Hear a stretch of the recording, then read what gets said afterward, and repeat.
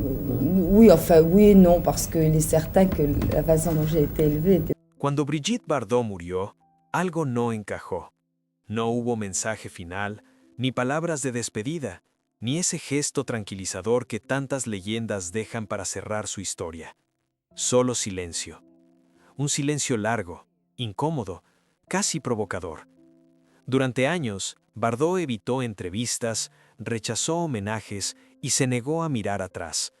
No fue olvido, fue una decisión, porque hay personas que, cuando se van sin explicarse, lo hacen dejando una pregunta flotando en el aire. ¿A quién se le negó el perdón hasta el último segundo? Detrás de esa muerte discreta se esconden nombres, heridas y cuentas que nunca se saldaron. Y ahí empieza realmente esta historia. El silencio de Bardot no apareció de un día para otro. Fue creciendo con el tiempo, capa tras capa, como si cada retirada pública fuera una puerta cerrada con cuidado. Primero dejó de conceder entrevistas, después rechazó homenajes. Más tarde, incluso los intentos de reconciliación fueron ignorados. Para muchos era simple cansancio, para otros arrogancia. Pero hay un detalle que siempre incomodó a quienes la conocieron de cerca. Bardot no se estaba apagando, se estaba apartando. Mientras el mundo seguía hablando de ella dejó de hablar del mundo. No corrigió versiones, no desmintió relatos incómodos, no aprovechó el poder de su nombre para limpiar su imagen. Y eso, tratándose de alguien que conocía perfectamente el funcionamiento de la fama, resulta inquietante. Porque cuando una figura pública decide no defenderse, no suele ser por debilidad. A veces es porque ya ha decidido a quién no vale la pena responderle nunca más. Con los años, ese mutismo empezó a leerse como una toma de posición. Bardot no quería cerrar su historia de forma amable. No buscaba comprensión ni indulgencia. Su ausencia de palabras funcionaba como una frontera. Hasta aquí. Todo lo que quedó sin decir no era descuido, era mensaje. Y ese mensaje apuntaba a relaciones rotas, a decepciones profundas, a personas que alguna vez ocuparon un lugar central y que luego quedaron expulsadas sin retorno. Antes de hablar de nombres, hay que entender esto. Bardot no fue una mujer que olvidara fácilmente, tampoco alguien que perdonara por costumbre. Cada ruptura, cada traición percibida, cada herida mal cerrada se acumuló en silencio. Cuando llegó el final, no hubo gesto de alivio ni voluntad de pasar página, solo la confirmación de que algunas cuentas, para ella, no merecían ser saldadas. Y es precisamente desde ese silencio, duro, selectivo, definitivo, desde donde empiezan a emerger las 5 figuras que Bardot nunca volvió a mirar con los mismos ojos. Aquí no hay reconciliaciones tardías, solo una lista implícita, construida a lo largo de toda una vida. ¿Quieres que continúe con la siguiente parte? La primera gran oportunidad llegó en 1996, cuando Televisa lo eligió como protagonista de Marisol, junto a la actriz Erika Buenfil. Eduardo tenía apenas 28 años y ya cargaba con la responsabilidad de liderar una producción transmitida en horario estelar. Nadie imaginaba que esa telenovela, con sus giros melodramáticos y su historia de amor imposible, se convertiría en un fenómeno internacional. Marisol alcanzó un rating de 26.7 puntos en México y fue vendida a más de 25 países.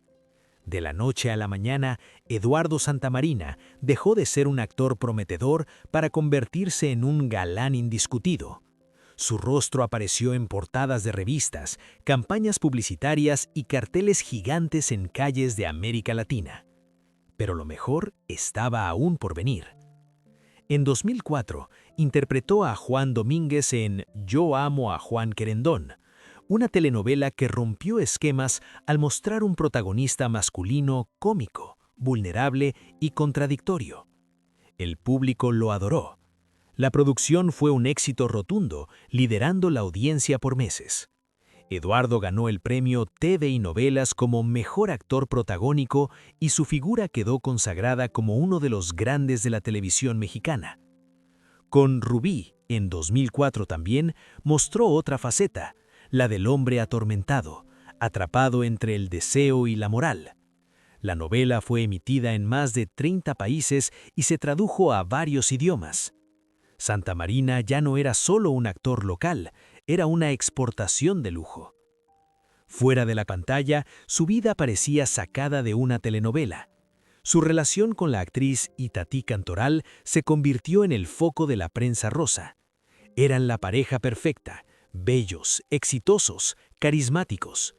Tuvieron 2 hijos gemelos y se casaron en una ceremonia rodeada de flashes y exclusivas. A simple vista, Eduardo lo tenía todo: fama, fortuna, familia. Vivía en una casa en las lomas de Chapultepec, manejaba coches de lujo y cobraba hasta $60,000 por proyecto. Pero detrás de esa imagen impecable, algo comenzaba a agrietarse. En algunas entrevistas, su sonrisa se notaba forzada, las respuestas eran evasivas. Amigos cercanos hablaban de un cambio de energía en él, de un Eduardo más irritable, menos presente. La prensa, siempre alerta, comenzó a preguntarse si todo era tan perfecto como parecía. Y entonces, una foto. Captado saliendo solo de un bar en la madrugada, visiblemente alterado, sin su esposa, sin su anillo, sin su sonrisa habitual. Cuando se le preguntó por esa imagen, respondió con una carcajada y un nada que preocuparse. Pero sus ojos decían otra cosa. ¿Era solo el estrés del trabajo? ¿Un mal momento pasajero? ¿O acaso el galán de México ya estaba interpretando el papel más difícil de su vida, el de un hombre al borde del colapso? Porque mientras el país entero lo aplaudía, Eduardo comenzaba a perderse en el único escenario donde no podía actuar: su realidad. El primer nombre no aparece por azar. Tampoco es el más fácil de asumir, porque sin él, Brigitte Bardot no habría sido lo que fue. Y precisamente por eso, la herida resulta más profunda. Roger Vadim no fue solo una pareja, ni siquiera únicamente un director. Fue el hombre que abrió la puerta y al mismo tiempo decidió qué había detrás de ella. Vadim entendió antes que nadie el poder de Bardot. Supo ver en ella algo que el cine francés aún no sabía cómo manejar. La impulsó, la colocó en el centro del escenario y la convirtió en un fenómeno. Pero ese impulso tuvo un precio. Desde muy temprano, la imagen pública de Bardot dejó de pertenecerle del todo. Fue definida, moldeada y repetida hasta volverse una jaula elegante.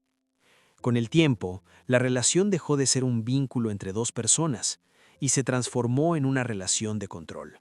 No necesariamente explícito, no siempre violento, pero constante.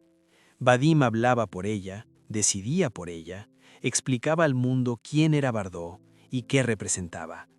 Y cuando alguien es definido desde fuera durante demasiado tiempo, termina perdiendo el derecho a contradecir ese relato. La ruptura no fue solo sentimental, fue identitaria. Bardot no perdió a un compañero, perdió la posibilidad de recuperar una versión de sí misma que nunca llegó a desarrollarse del todo.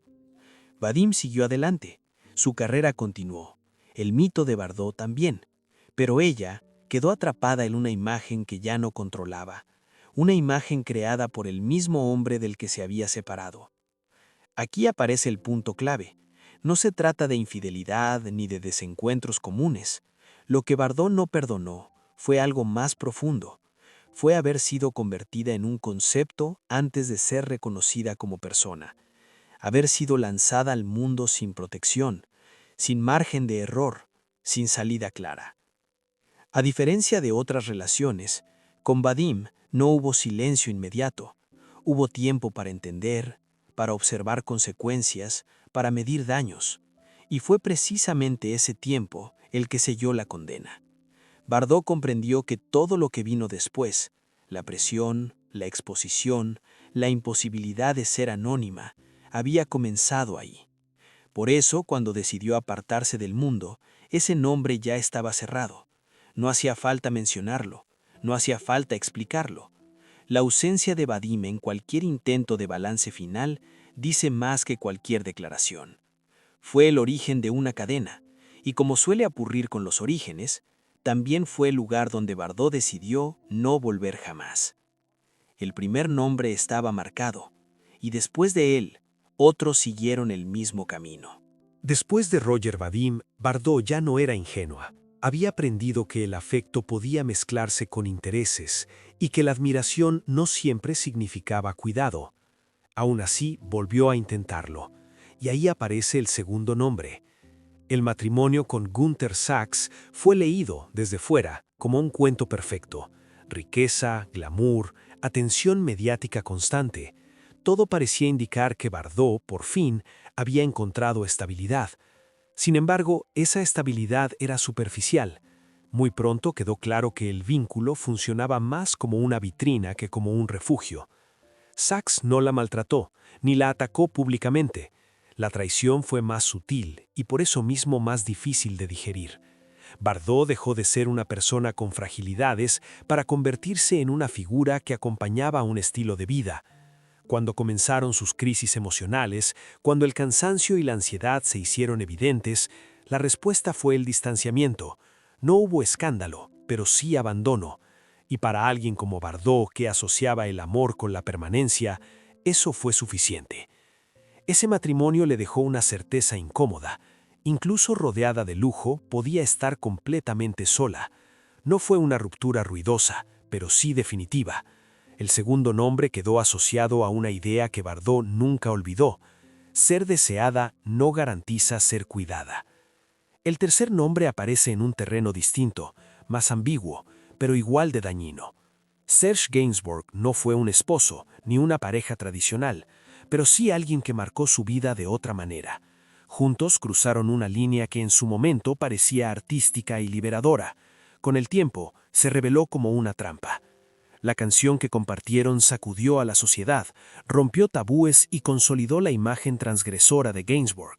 Para él, fue un paso más en su construcción como artista provocador. Para Bardot fue el inicio de una exposición que ya no pudo controlar. Las críticas, los ataques morales y la presión pública recayeron casi exclusivamente sobre ella. Aquí la herida fue distinta. No se trató de abandono, sino de desigualdad. Gainsbourg capitalizó el escándalo. Bardot cargó con el desgaste emocional. Cuando la tormenta estalló, él siguió adelante. Ella tuvo que recomponerse sola. Y aunque nunca habló de odio, tampoco hubo absolución, porque lo que no perdonó fue haber sido utilizada como detonante, sin asumir las consecuencias compartidas. Con estos dos nombres, la lista empieza a tomar forma. No son villanos caricaturescos, son personas que en momentos distintos ocuparon lugares clave y fallaron cuando más importaba. Bardot no los expulsó de golpe, los fue apartando con el tiempo, confirmando que no habría segundas oportunidades.